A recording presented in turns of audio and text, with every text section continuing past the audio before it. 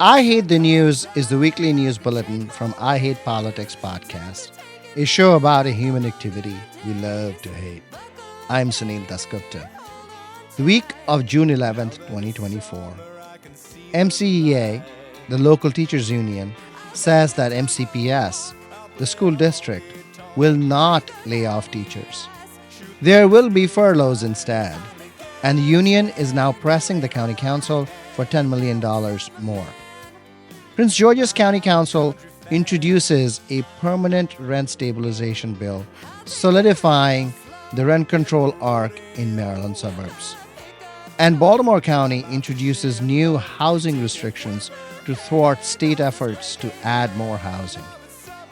What 1 week of commuting was like after Metro closes the eastern leg of the Red Line, and more. Stay with us. I Hate Politics is brought to you by UMBC's Political Science Program. If your goal is to make a meaningful impact with a career in local, state, or federal government, discover what this degree can do for you. Learn more at shadygrove.umbc.edu. I Hate Politics is a podcast about our neighborhoods, workplaces, schools and streets, and our local governments as they function in diverse and democratic societies. This means our politics are messy, dirty, sometimes corrupt, with often self-serving politicians. But no matter how much we may hate politics, we are never exempt from it, even when we refuse to participate. In fact, the purpose of politics is to keep society functioning precisely when we don't agree with each other, like now. Music for this episode comes from Rockville singer-songwriter Andrew Glor and his band Drew Pictures. I'm a country fan. I let my free flag fly. Bacon apple pie. Sing a bluegrass song. There ain't nothing wrong. Pick up Kelly and win a couple grand. Now it's summer, man. The Montgomery County Board of Education is likely to approve an adjusted budget June 11th.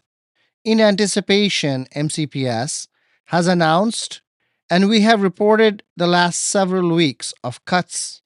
But towards the end of last week, Montgomery County Education Association, the teachers union president, Jennifer Martin, said that there were some shifts. Hello, colleagues. We just learned it's now unlikely that there will be layoffs. And this is a huge step forward, and it's because of our collective power and the pressure we have put on MCPS. We're winning, but we can't stop now. There's still no commitment to prevent furloughs, to honor open contracts, or to put every teacher in a placement that doesn't disrupt their lives and the lives of their family. And MCPS still insists there's no funding for the virtual academy. They also won't promise that transferred teachers will be working in their certification areas. We need our county leaders to cough up $10 million more to prevent overcrowded classrooms and crushing workloads. We can't let them solve their problems on our backs.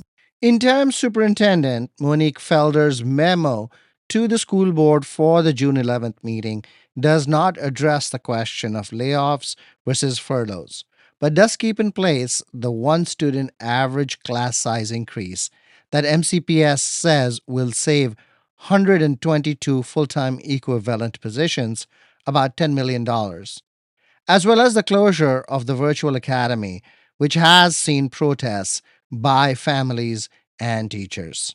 Montgomery County Council is divided over the ask of the union for $10 million. Council President Andrew Friedson has indicated that the budget season is now fully closed. But council members Will Joando and Kristen Mink are most visibly pushing for reconsideration.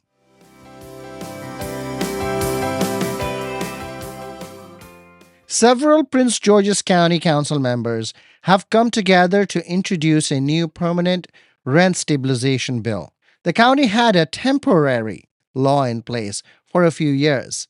The new permanent law looks like the rent stabilization law Montgomery County passed in 2023.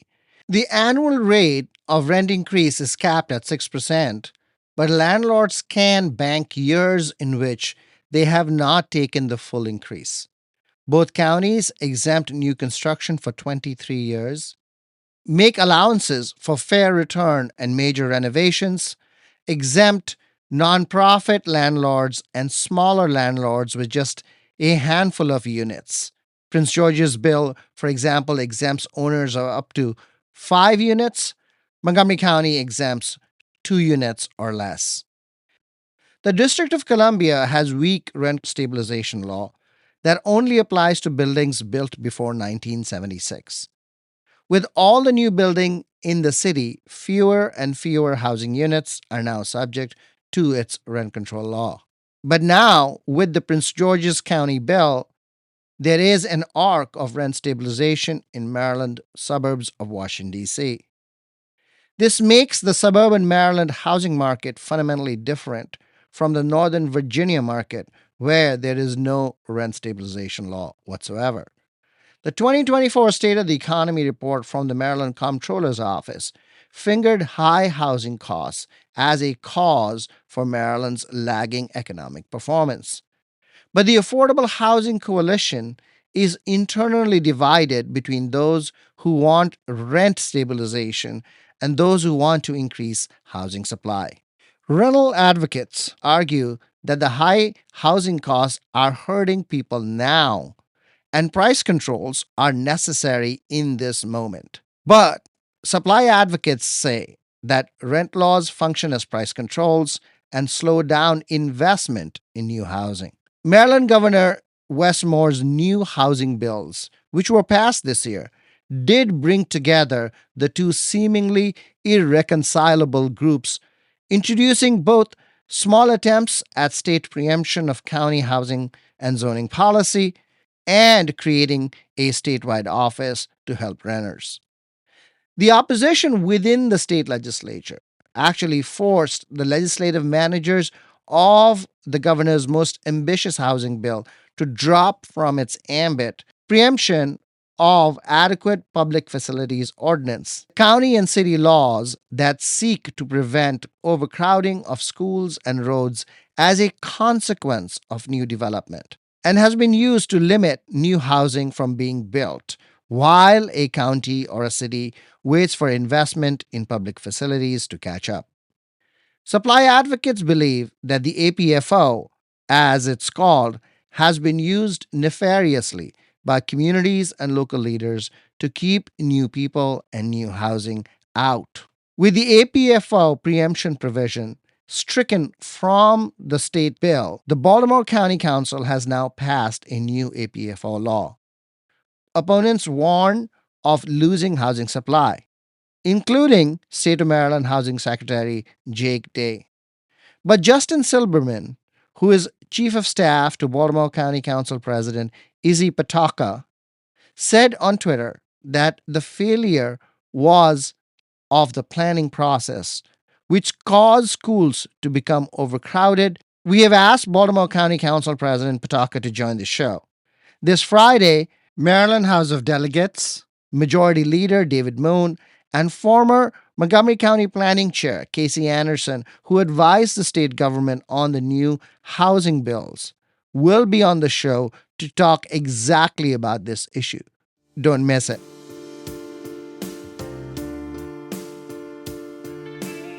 Washington Metro closed the eastern leg of the Red Line on June 1st. The Red Line will be closed through the summer to allow for construction of the new Purple Line through Silver Spring. This means that Glenmont, Wheaton, Forest Glen, Silver Spring, and for a period, Tacoma Park Metro Station will be closed. Metro is running shuttle buses.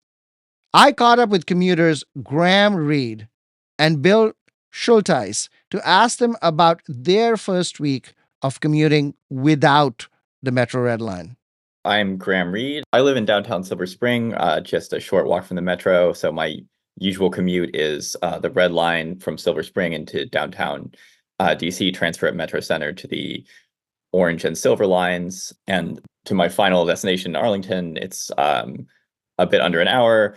I'm Bill Schulteis. I'm the Director of Design and Engineering at Tool Design Group, a transportation planning and engineering firm here based in Silver Spring. But I live in Capitol Hill, neighborhood of DC. And so I've commuted for the last 12 years or so to our office in Silver Spring from Capitol Hill, and I frequently take the Red Line. I typically just walk to Union Station for a little exercise, and I take the Red Line up to Silver Spring, and then I walk to our office at Georgia Avenue. So it takes about 45 to 50 minutes typically.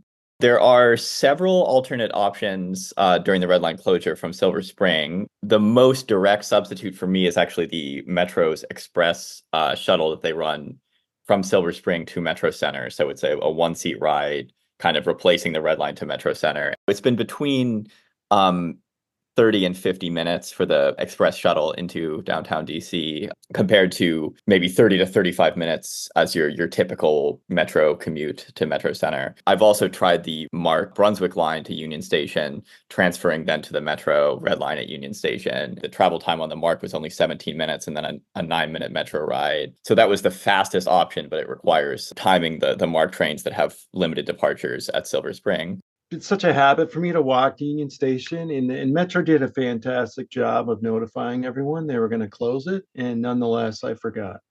So I walk to Union Station, I'm riding the Red Line, and it gets to Fort Totten, and the train stops and unloads everybody, and I was like, whoa, what's going on? And sitting on an empty train, and I realized I better get off before I head back downtown. So I came out, and again, they had excellent staff telling everyone where to go. There's tons of buses.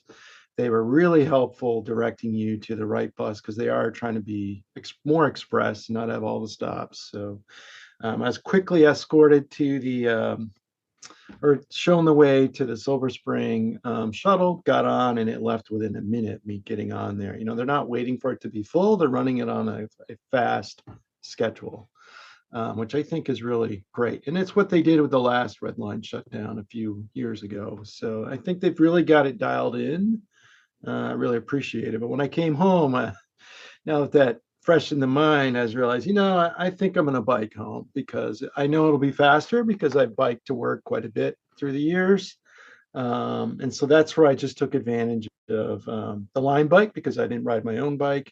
Grabbed an e-bike and it was a breeze. I was home in 35 minutes. The last Red Line shutdown was a problem for me actually, because if you didn't take your own bike, you had fewer options because the cabbie wasn't in Silver Spring then. And cabbie had just started the e-bike. And I remember riding one to the district line of Silver Spring. I parked it at the line and I walked the last mile to my office up Georgia Avenue. So I think that's a big change from the last time as people have a lot more options than I think they realize. And, I might sometimes ride the bike from my office, Silver Spring, to Fort Totten. That's super fast, and take the bus out of it altogether. Commuter railway system and Maryland state commuter buses are offering 50% discounted fares for all rides that include Silver Spring, Kensington, and Garrett Park stations. On June 6th, several tornadoes touched down in Montgomery County, Maryland. When Gaithersburg resident Mark Moniz heard a tornado was headed toward him, he got into his truck to chase it. Oh, shit.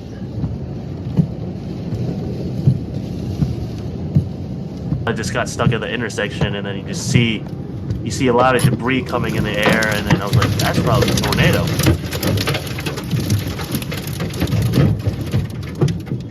Do you remember which streets this is? So I know you're close to Gaithersburg High School. But... I honestly don't remember. It was like 3 blocks. South Summit Avenue, I think, and 355. And then you see the little funnel cloud, and they went over the car, probably picked it up like a half an inch, or at least moved it. Oh my God.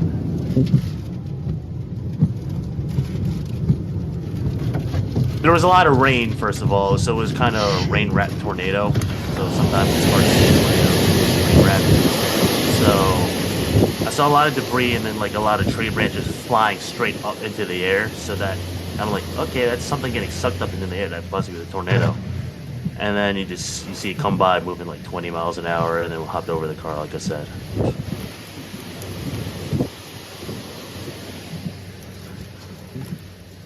Mark Moniz, be safe.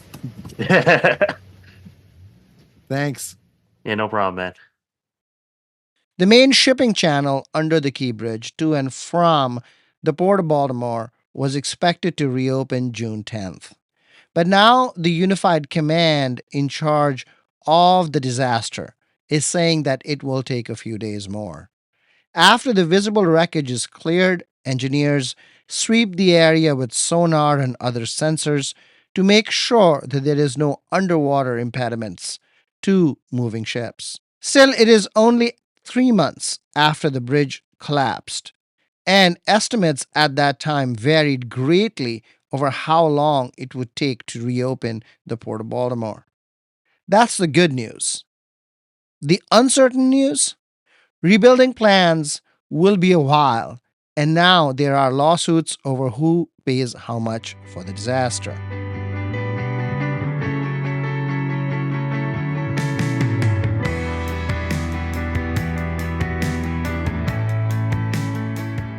That's all for this episode. Be sure to check out our feature interview this Friday. I Hate Politics is produced by me, Sunil Dasgupta, and assistant producer, Adama Gay, with support from the University of Maryland, Baltimore County. I direct UMBC's political science program at the universities at Shady Grove in Montgomery County, where, among other things, we explore and learn about politics, government, and society close to home. Music for this episode comes from Rockville singer-songwriter Andrew Glor and his band Drew Pictures. If you want to share your music on the show or know someone else who might want to, please email us at producer@ihppod.org. See you next time. I'll still be standing tall. My back against the wall at Minneapolis St. Paul.